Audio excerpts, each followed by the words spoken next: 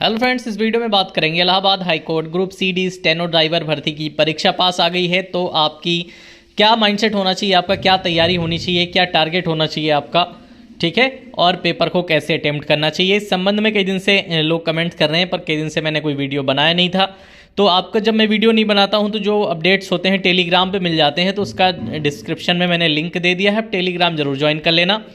और जिन लोगों का ये कमेंट है कि सर कट ऑफ बता दीजिए, तो प्रीवियस ईयर कट ऑफ और एक्सपेक्टेड कट ऑफ दोनों का वीडियो ऑलरेडी चैनल पे है, जिसका लिंक मैं इसी वीडियो के डिस्क्रिप्शन में डाल दूंगा। आप वहां से वो वीडियोस देख सकते हैं। बहुत सारे वीडियोस हैं, करीब 10 के करीब वीडियो हैं जो एक्सपेक्टेड कट ऑफ और प्रीवियस ईयर कट ऑफ पर बनाए गए हैं। आज हम इस वीडियो में बात करने वाले हैं कि आपका टारगेट स्कोर क्या होना चाहिए, आपको कितना टारगेट मान के पेपर को अटेम्प्ट करना है, ठीक है, कितना टारगेट मान के एग्जाम हॉल में बैठना है और पेपर अटेम्प्ट करने का आपको क्या तरीका फॉलो करना है। इससे पहले कि मेरे एक वीडियो में भी बताया गया है कि अगर आपको पेपर में एक सब्जेक्ट नहीं आता है तो पेपर कैसे अटेम्प्ट करना है, तो प्लेलिस्ट में जाके आप वो वीडियो ढूंढ सकते हैं कि कैसे पेपर को अटेम्प्ट किया जाएगा। अब सबसे पहले हम बात करेंगे सबसे पहले बात करेंगे कि आपका पेपर कैसे अटेम्प्ट करना है, ठीक है। पेपर कैसे अटेम्प्ट करना है, तो पेपर अटेम्प्ट करने का तरीका ये है कि जैसे हिंदी है, जो हिंदी मीडियम का बच्चा है उसे हिंदी ठीक ठाक आती है, तो सबसे पहले हिंदी को अटेम्प्ट करेगा और सिर्फ उतने क्वेश्चन अटेम्प्ट करेगा जितने उसे आते हैं। पहले तुक्का नहीं मारना है, ठीक है, तुक्का बिल्कुल नहीं मारना है। पहले उतने ही क्वेश्चन अटेम्प्ट करने हैं जितने तुम्हें आते हैं। हालांकि माइनस मार्किंग नहीं है, फिर भी स्ट्रेटजी का हिस्सा है ये कि आपको पहले राउंड में सिर्फ उतने क्वेश्चन करने हैं जितने आपको आते हैं।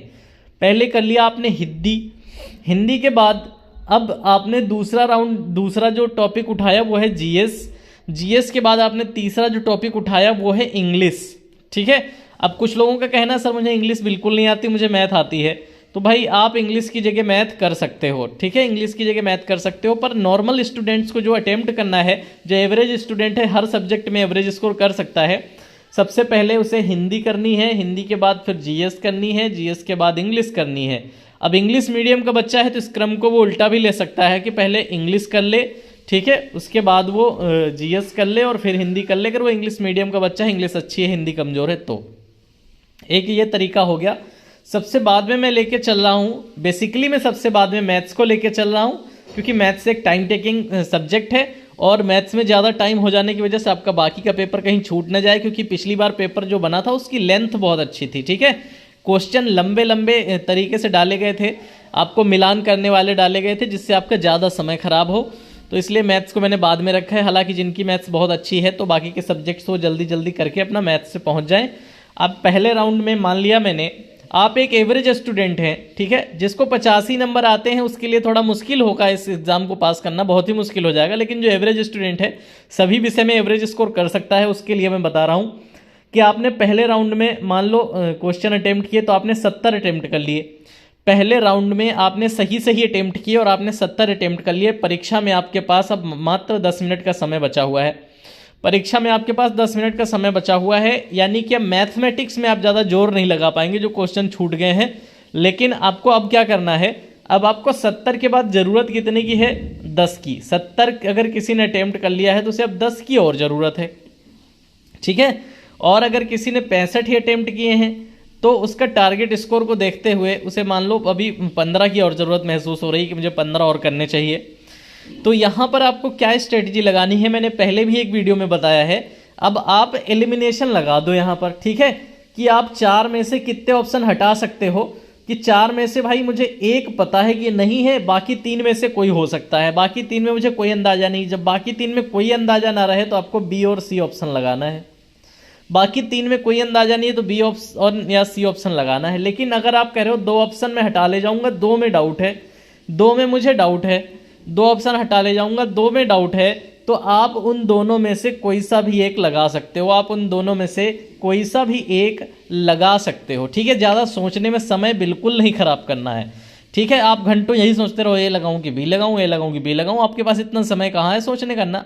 अगर 2 ऑप्शन हटा लेंगे तो बाकी 2 में से कोई भी लगा दो। लेकिन अगर एक ही ऑप्शन हटा पाए हो तो बचे वाले में अगर बी या सी ऑप्शन बचे 3 में से है तो वो बी और सी ऑप्शन में से कोई एक लगा दो, ठीक है। तो ये स्ट्रेटजी यहाँ पर है जब आप एलिमिनेट कर पा रहे हो। लेकिन आपकी स्थिति ऐसी हो गई है कि आपको 4 में से चारों नहीं आते, ठीक है, आपको 4 में से चारों नहीं आते हैं, तो आपके लिए मैंने बताया है 1 मिनट का समय खर्च होगा। 1 मिनट का समय खर्च होगा। 1 मिनट आपका इंपॉर्टेंट है मैं जानता हूं, लेकिन 1 मिनट का समय पता है कहाँ खर्च होगा? काउंट करने में कि आप ए साइड के OMR पे कितने गोले भरे हैं काउंट करोगे तो मुश्किल से 15 सेकंड लगेंगे एक चीज़ काउंट करने में। आपने ए वाले काउंट कर लिए कि भैया ए के मैंने 16 भर दिए हैं, और अपने रफ पेपर पे ही पीछे लिख दो बी के मैंने 18 भर दिए हैं, या सी के मैंने 20 भर दिए हैं, या डी के मैंने अभी 20 भर दिए हैं। ऐसे करके काउंट कर लो। अब आप देख रहे हो सबसे कम ए के भरे गए हैं, अगर ए के 8 और क्वेश्चन अभी सही होने, अगर सबसे कम ए के भरे गए हैं और आपने सिर्फ सही भरे थे तो इसका मतलब है ए पर 8 क्वेश्चन भी और सही होंगे। ठीक है, 8 या 9 हो सकते हैं, 10 हो सकते हैं। इसका मतलब है आपका फेवरेट जो अब ऑप्शन होगा आगे तुक्का लगाने के लिए, जहां आपको बिल्कुल नहीं आता वहां तुक्का ही लगाओगे, तो जो फेवरेट ऑप्शन होगा वो ए है। जहां भी डाउट फंसे ए लगा दो, जहां भी डाउट फंसे ए लगा दो। ये पेपर करने की स्ट्रेटजी होती है। अब दूसरी चीज क्या है कि टारगेट स्कोर, आपको कितना स्कोर टारगेट करना है। तो भाई ग्रुप सी वालों को मैंने टारगेट बताया है 80 टारगेट करना है, कोई माइनस मार्किंग नहीं है, कोई डर नहीं है। ठीक है, 80 टारगेट करना है। माइनस मार्किंग होती तो सबका मैं अलग अलग बताता कि 80 वाले इतना करें, 60 वाले इतना करें, लेकिन अभी मैक्सिमम टारगेट करो 80। ठीक है, सभी लोग 80 टारगेट करेंगे। जनरल ओबीसी वाले अगर 80 प्लस भी कर पाए तो बहुत अच्छी बात है, क्योंकि जनरल ओबीसी वालों को 80 प्लस की जरूरत पड़ेगी फाइनल कट ऑफ में। अब इसके बाद ग्रुप डी की बात करें, आपका टारगेट 80 प्लस होना चाहिए। किसी भी कैटेगरी में हो आपका टारगेट 80 प्लस होना चाहिए, क्योंकि 80 में भी आप फाइनल कट ऑफ बीट कर पाने में समर्थ नहीं हो, क्योंकि 80 में भी आप फाइनल कट ऑफ से बाहर हो सकते हो। तो आप इसको 80 को 85 ही बना लो। ठीक है, 80 को बना लो 85। ठीक है, 85 आपका टारगेट होना चाहिए ग्रुप डी वालों का। और स्टेनो की बात करें तो आपका टारगेट 70 प्लस होना चाहिए। 70 नंबर से ज़्यादा आपका टारगेट होना चाहिए, क्योंकि इस बार पोस्ट कम है, तो पिछले साल से कंपेयर करोगे तो इस बार जो है आपका कट ऑफ ऊपर चला जाएगा। तो 70 प्लस टारगेट होना चाहिए। ड्राइवर की बात करें तो ड्राइवर का जो टारगेट है वो होना चाहिए 75 प्लस। किसी भी कैटेगरी में आपका जो टारगेट स्कोर है वो है 75 प्लस।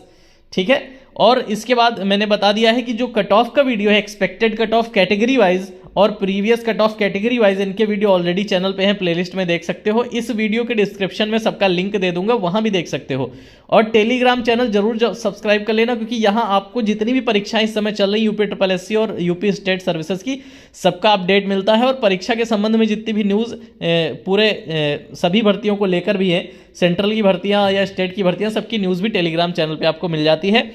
और जो बुक्स, जो किसी भी परीक्षा के लिए बुक्स हैं वो भी मिल जाती हैं, प्रीवियस ईयर कट ऑफ वगैरह भी PDF फॉर्म में सारी वहाँ पर मिल जाती हैं। तो टेलीग्राम जरूर सब्सक्राइब कर लेना, एक रिक्वेस्ट है। और अगर यूट्यूब चैनल पे पहली बार आए हो तो इसे भी सब्सक्राइब कर लेना, क्योंकि यहाँ पर आपको हर संभव मदद की जा सकती है किसी भी परीक्षा के लिए। इसके बाद मेरा एक वीडियो और आएगा कि परीक्षा के 3 दिन पहले आपका क्या माइंडसेट होना चाहिए, तो वो वीडियो जरूर आप लोग देखना, उससे भी आपको काफ़ी हेल्प मिलने वाली है। उम्मीद है वीडियो अच्छी लगी होगी, लाइक करके जाइएगा। पहली बार चैनल पर आप सब्सक्राइब करके जाइएगा। Thank you for watching this video.